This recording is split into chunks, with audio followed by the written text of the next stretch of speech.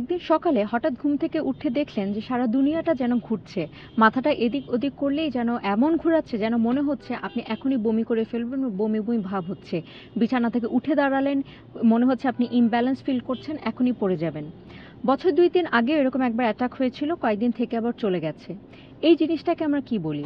Recurrent যদি আপনার এরকম মাথা ঘোরানো অ্যাটাক হয়ে থাকে যেটা কয়েকদিন থেকে চলে যায়, এটার একটা নাম রয়েছে যেটাকে আমরা বলি বেনাইন প্যারাক্সিসমাল পজিশনাল ভার্টিগো বা শর্ট ফর্মে বলা হয় ভার্টিগো।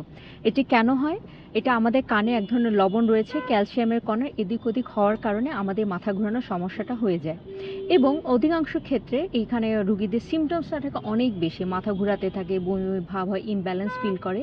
কিন্তু অধিকাংশ ক্ষেত্রে এখানে কোনো ইনভেস্টিগেশনের প্রয়োজন নাই। রুগীরা প্রায়শই বলেন যে আমাকে সিটি এমআরআই করতে হবে কিনা, আমার স্ট্রোক হয়ে গেল কিনা। আমরা সার্বিকভাবে পুরো হিস্ট্রি নিয়ে যদি আমরা বিপিপিভি ডায়াগনোসিস করি, তাহলে আমরা কনফিডেন্টলি বলতে পারি এখানে কোনো ইনভেস্টিগেশনের প্রয়োজন নাই। কিন্তু যদি আপনার এই মাথা ঘোরার সাথে তীব্র মাথা ব্যথা, শরীর একদিক অবশ হয়ে যায়, চোখে ব্লারিং বা চোখে ঘোলা দেখা, অনবরত বমি হওয়া অথবা কথাবার্তা অসংলগ্ন বা পেঁচিয়ে যাচ্ছে, তাহলে কিন্তু অবশ্যই স্ট্রোকের একটা সম্ভাবনা রয়েছে। আপনি এইসব উপসর্গ থাকলে দেরি না করে চিকিৎসকের শরণাপন্ন হবেন। বিপিপিভির জন্য ইনভেস্টিগেশনের কোনো প্রয়োজন নাই। আমরা কিছু এক্সারসাইজ তাকে শিখিয়ে দিই, কিছু ওষুধ দিই, যার মাধ্যমে উনি পরিত্রাণ পেতে পারেন। এবং রুগীকে অবশ্যই বলে দেই, আপনি যদিও অনেক বেশি সিমটমসে বা কষ্ট পাচ্ছেন উপসর্গে, কিন্তু এখানে ভয়ের কোনো কারণ নাই।